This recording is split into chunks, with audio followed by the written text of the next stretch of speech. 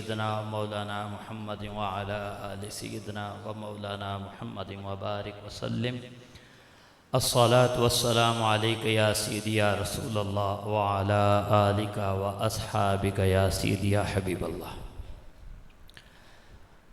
محترم مکرم جملہ اساتذہ کرام، علماء ذی وقار،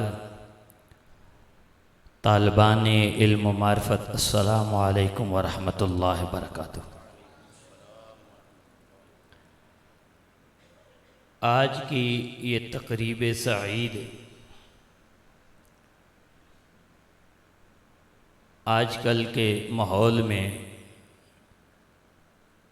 ایک سادہ لیکن انتہائی پروقار اور نفع بخش تقریب ہے.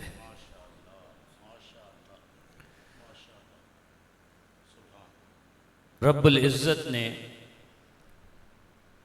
ہم پر بڑا احسان و کرم فرمایا کہ اس پاک پروردگار نے ہماری ارواح کو، ہماری ذات کو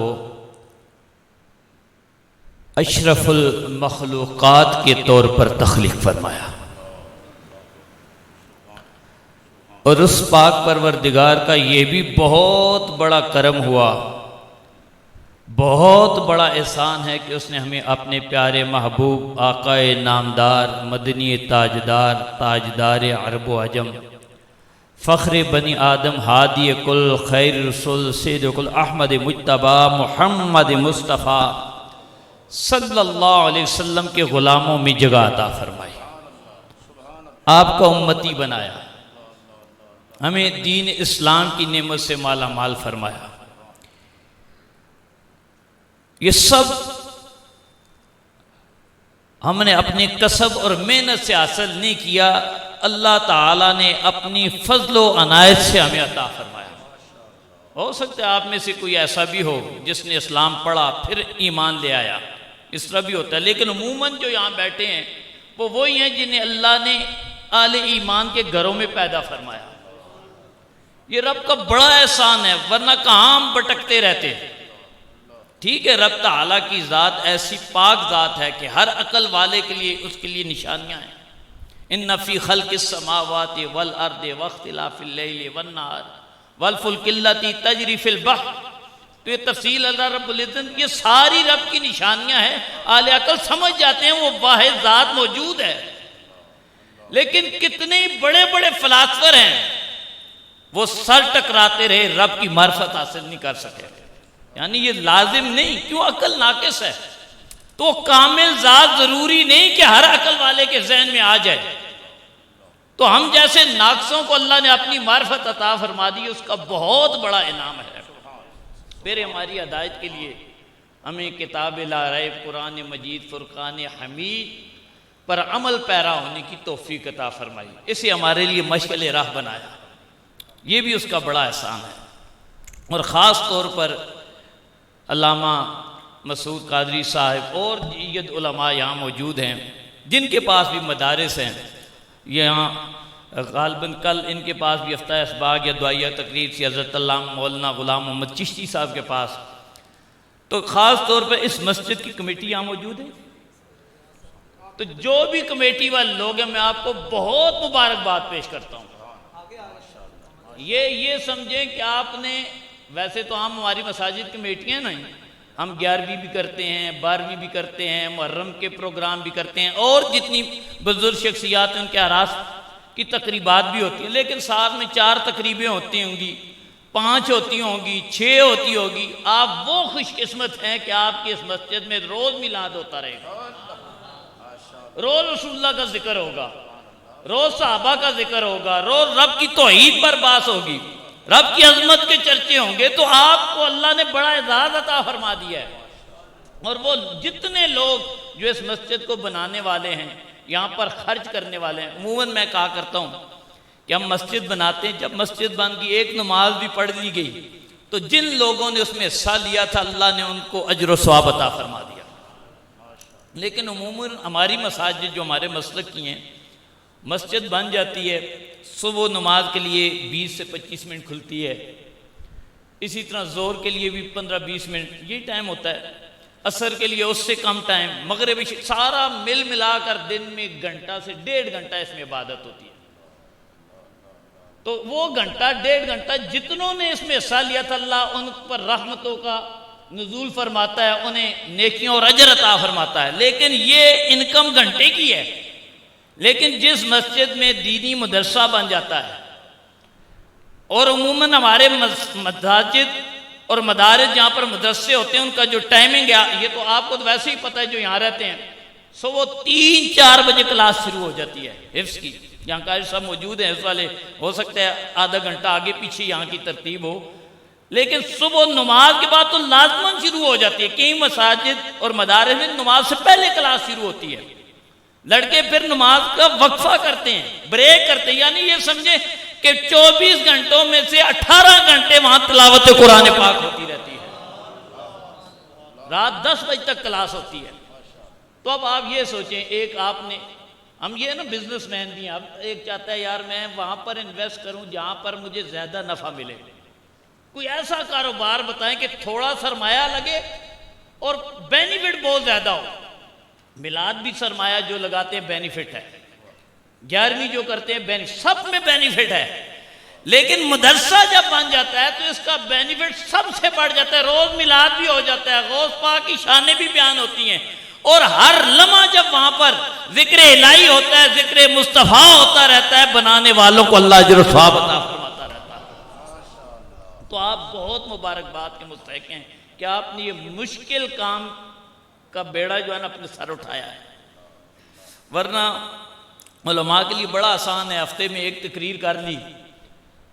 آج کل تو جو عموماً لوگوں کا ماحول ہے وہ کہتے ہیں تقریر بھی 20-25 منٹ ہی ہونی چاہیے، زیادہ ہمارے پاس ٹائم نہیں ہے۔ تو سہولت ہے، آپ ہمیں سہولت دیتے ہیں، کون لینے پر تیار نہیں ہوتا؟ لیکن یہ علماء جو تدریس کا بیڑا اٹھاتے ہیں، تو یہ آپ یہ نہ سمجھیے یہ 5 گھنٹے 6 گھنٹے پڑھاتے ہیں، یہ ان کی پیچھے 12 گھنٹے کی محنت ہوتی ہے۔ یہ جو کتابیں آپ نے دیکھی نا انہوں نے پڑھائی ہیں، یہ جو استاد پڑھا رہے ہیں 6 گھنٹے پڑھائیں گے اور آج شام 6 گھنٹے خود پڑھیں گے کل پڑھانے کے لیے، اس سے بھی زیادہ محنت ہوتی ہے۔ اتنی محنت یہ کیوں کر رہے ہیں؟ تاکہ اللہ اور اس کا محبوب راضی ہو جائے۔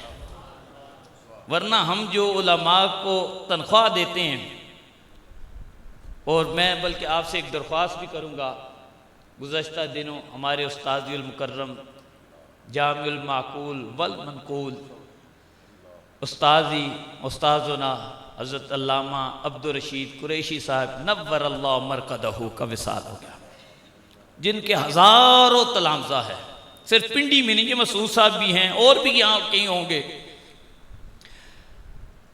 پوری دنیا میں جن کے تلامذہ ہیں۔ لیکن جو اصل بات بتانے لگا ہوں کہ یہاں پر کالجز یونیورسٹیز والے بیٹھے ہیں، بلکہ کالجز یونیورسٹی تو اوپر درجہ چلا جاتا ہے، جو اسکول کے کسی گورنمنٹ اسکول میں کوئی سائنس کا ٹیچر ہے، انگلش کا ٹیچر ہے، 15-16واں گریڈ ہے، کوئی مجھے بتائے گا ان کی سیلری کتنی ہوتی ہے؟ جس کا 16واں گریڈ ہو کتنی سیلری ہو جاتی ہے؟ 1 لاکھ روپیہ۔ یہ اسکول کے ٹیچر کی ہے، جس کی تعلیم BA ہوتی ہے، کبھی ماسٹر ہوتی ہے، اور ایک کسی ماسٹر بھی ہوگا کسی ایک سبجیکٹ میں اس نے اپنا MA کیا ہوگا، تو اس کی تنخواہ کتنی ہوتی ہے؟ 1 لاکھ روپیہ۔ یونیورسٹی چلے جائیں، میں نے آج تک کوئی کسی یونیورسٹی جن میں میں گیا کوئی ایسا پروفیسر نہیں دیکھا جس نے 2 سے زیادہ PhD کی ہو سکتا ہے کہ یونیورسٹی میں 2 سے زیادہ والا بھی ہو، لیکن عموماً 1 PhD ہوتی ہے، بہت ہو تو 2 ہو جاتی ہے۔ یہ سمجھے 2 مضامین میں وہ اسپیشلائزیشن اس کی ہوتی ہے۔ لیکن جس شخصیت کا سایہ علمی حلقوں میں سے جن کا سایہ اٹھ گیا ہے، میں ان کو بتا دوں، اور یہ نہیں ہے کہ اور بھی جگہ جگہ یہ علماء ہیں، یہ حدیث میں بھی اسپیشلائزیشن ہوتی ہے، اصول حدیث میں بھی ہوتی ہے، بلاغت میں بھی ہوتی ہے، منطق میں بھی ہوتی ہے، فلسفہ میں بھی ہوتی ہے، علم الکلام میں بھی ہوتی ہے، ٹھیک ہے، فقہ میں بھی ہوتی ہے، اصول فقہ میں بھی ہوتی ہے، عربی اور فارسی میں بھی ہوتی ہے۔ 10-12 سبجیکٹ میں بندہ ہو PhD، تنخواہ کتنی لے رہا ہوتا ہے؟ 15 سے 20 ہزار۔ تو یہ دنیا کے لیے نہیں ہوتا، ان کا سودا اللہ سے ہوا ہوتا ہے۔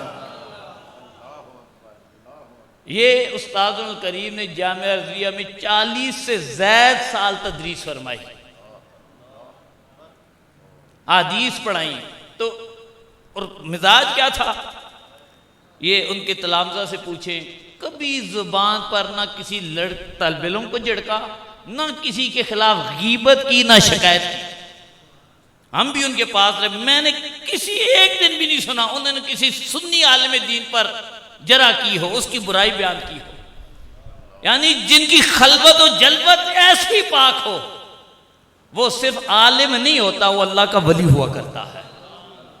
یعنی جو ہم ولیوں کی نشانیاں پڑھتے ہیں، جو ان کی خوبی، یہ بہت کم لوگ رہ گئے ہیں۔ دعا کریں اللہ تعالیٰ جو باقی ہیں ان کا سایہ دراز فرمائے۔ کتنے نایاب لوگ، قیمتی لوگ دنیا سے چلے گئے، جو رہ گئے ہیں، جو اب اس فیلڈ میں آ رہے ہیں، اللہ ان کو استقامت بھی دے، اپنے اساتذہ کا پڑھایا اور سبق آگے پڑھانے کی توفیق بھی دے۔ تو میں علماء سے تو نہیں، طلبہ سے چند باتیں عرض کرنا چاہتا ہوں، وہ یہ ہے کہ آپ نے بھی جس کا انتخاب کر لیا ہے نا، یہ کانٹوں کا رستہ ہے بظاہر دنیا کی نظروں میں، لیکن عند اللہ اس کا درجہ کیا ہے؟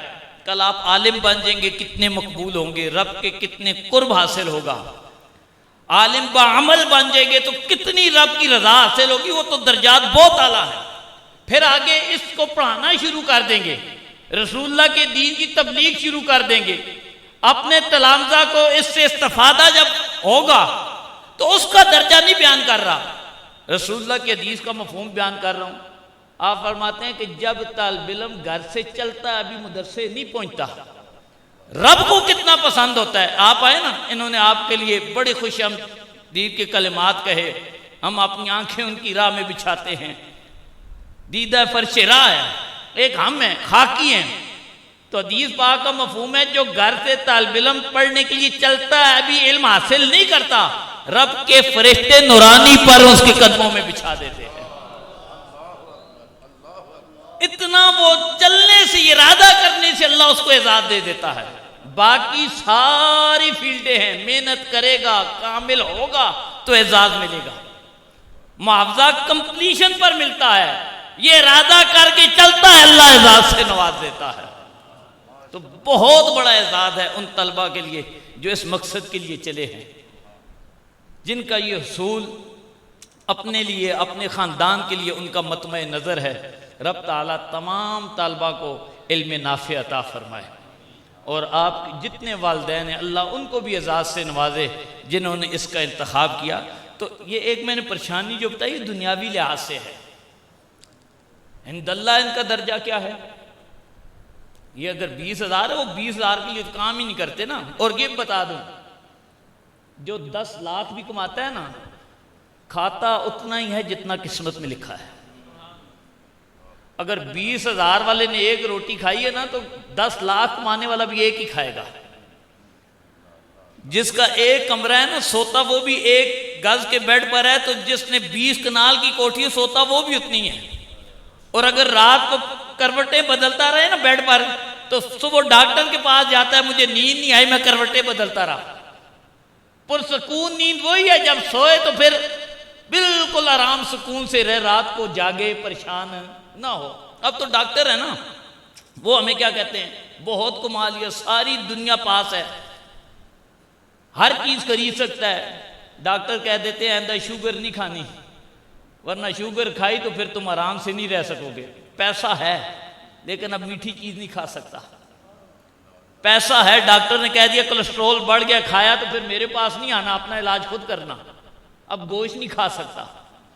یعنی اللہ نے جتنا لکھا ہے لیتا وہ بھی اتنا ہی ہے، لیکن ہماری ہرس اور ہوس کم نہیں ہوتی، ہم بھاگتے رہتے ہیں۔ تو اللہ سے دعا جب مانگا کریں نا، زیادہ دولت کی نہ مانگے، رب سے سکون کی دعا مانگے، قناعت کی مانگے، اطمینان کی مانگے۔ اربوں کما کر بھی اگر رات کو نیند کی گولیاں کھا کر سونا ہے تو پھر اس سے تو وہ فقیر اچھا ہے جو اطمینان سے سو جاتا ہے، جسے نہ لٹنے کا ڈر ہے، نہ کسی کے سے مال چھیننے کا ڈر ہے کوئی چھین لے گا، نہ کسی سے یہ خطرہ ہے کہ مجھے کوئی مارے گا۔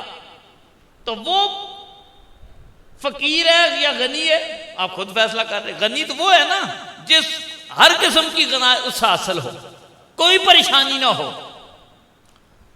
اور اللہ تعالیٰ سے دعا کیا کرے اللہ ہمیں قناعت کی دولت سے مالا مال فرما. تو میں جو عرض کر رہا تھا, جتنی رب کی معرفت ہوگی, جتنا رب کا قرب حاصل ہوگا, اتنا رب کی بارگاہ میں مرتبہ بھی بڑھے گا اور رب کا خوف بھی بڑھے گا. رسول اللہ صلی اللہ علیہ وسلم کا اپنا فرمان ہے, انی اخشاکم للہ, تم سب سے زیادہ خشیت الہی والا میں ہوں. اس میں تفضیل کا صیغہ ہے کہ سب سے زیادہ, یعنی جو رب کا سب سے زیادہ محبوب ہے, سب سے زیادہ مرتبہ والی شخصیت ہے صلی اللہ علیہ وآلہ وسلم, فرماتے ہیں سب سے زیادہ خشیت مجھے ہے. اور یہ سب سے زیادہ جو خشیت ہوتی ہے اتنا ہی وہ متقی ہوا کرتا ہے. وَاتْقَاكُمْ لَهُ, سب سے بڑا متقی. جتنا رب کی معرفت, بلکہ ایک اور حدیث ہے آپ نے فرمایا انا اعلمکم باللہ, سب سے زیادہ تم سے میں اللہ کو جانتا ہوں, میرے پاس معرفت ہے. ہم کہتے ہیں نا فلاں شخص عارف باللہ ہے, وہ کیا ہے اللہ کو جاننے والا ہے. اور جتنی معرفت بڑھتی ہے, جس کی حقیقی معرفت ہوگی اتنا خوف خدا ہوگا. کئی معرفت کی باتیں کرتے ہیں لیکن خدا کا ڈر نہیں ہوتا, تو حقیقی معرفت نہیں ہے. ہو سکتا ہے ان کو کتابی علم زیادہ آ گیا ہو, کتاب متن حفظ زیادہ کرنی ہو, لیکن اگر رب کا خوف نہیں ہے تو سمجھ لے وہ عارف باللہ نہیں ہے. سرکار دو عالم صلی اللہ علیہ وسلم فرماتے ہیں کہ میں سب سے زیادہ رب کو جانتا ہوں اور سب سے بڑا متقی بھی میں ہوں, سب سے بڑا خشیت والا بھی میں ہوں. اور جب خشیت بڑھتی ہے اتنا اس کا درجہ بڑھتا ہے, اتنا اس کا مرتبہ بڑھتا ہے.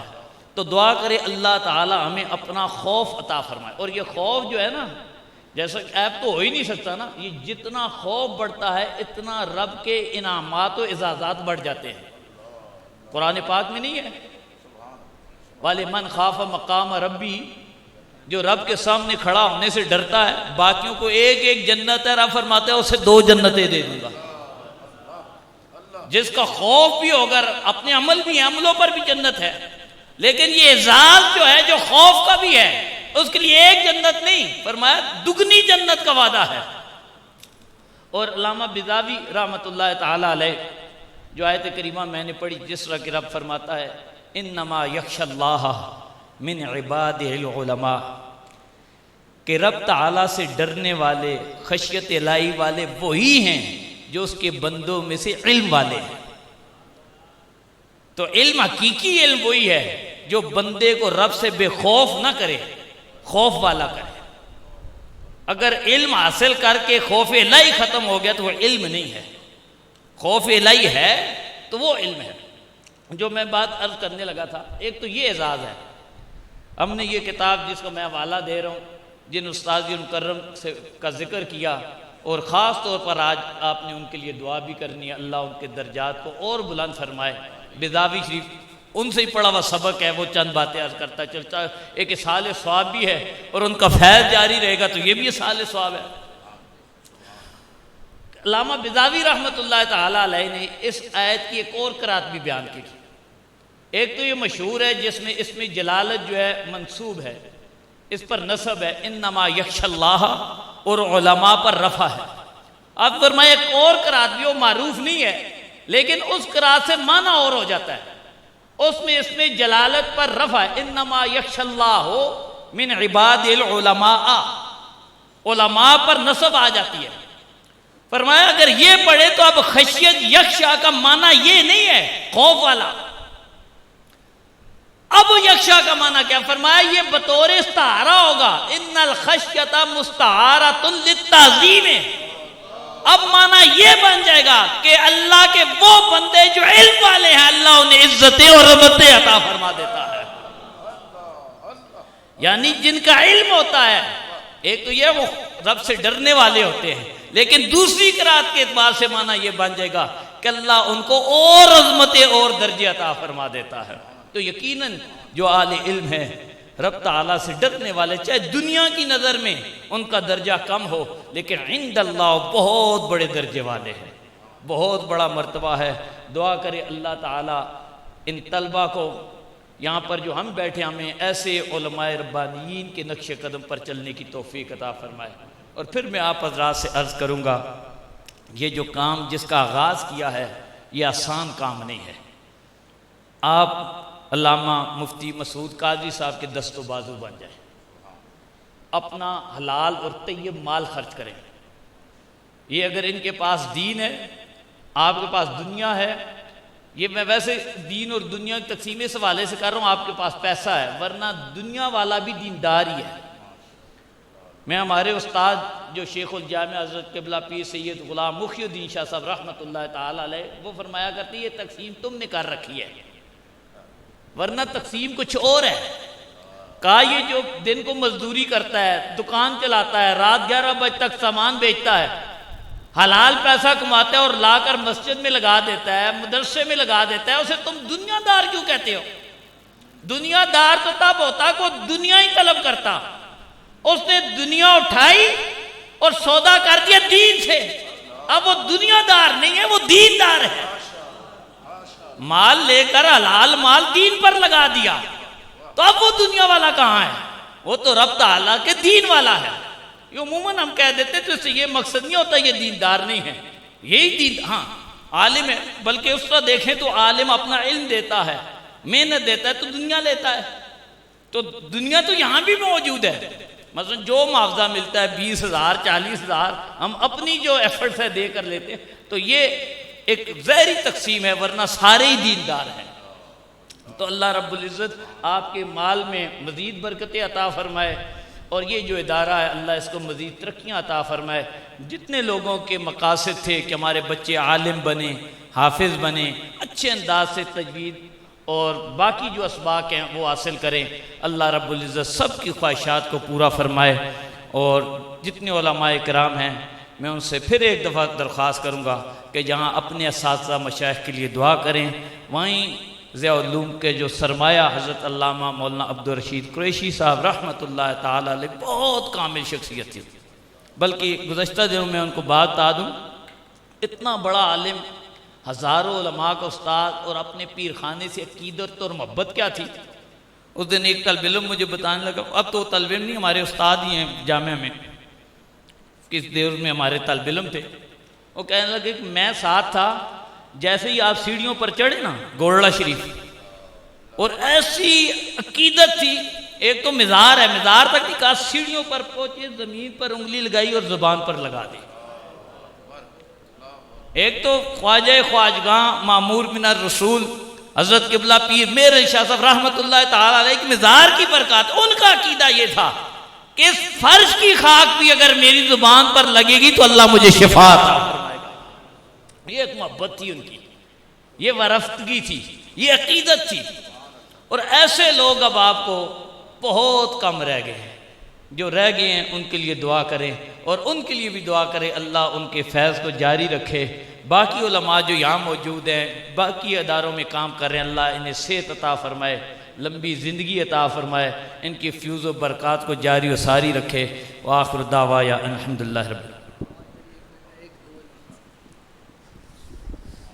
سامعین محترم، ابھی دعا ہوگی، لیکن اس سے قبل میں آپ تمام احباب کا، بالخصوص جتنے بھی علماء کرام تشریف لائے، تمام کے تمام ہمارے سر کا تاج ہیں، اللہ تعالیٰ تمام کا آنا اپنی بارگاہ میں قبول فرمائے۔ اس سے قبل کہ میں قبلہ شاہ صاحب کو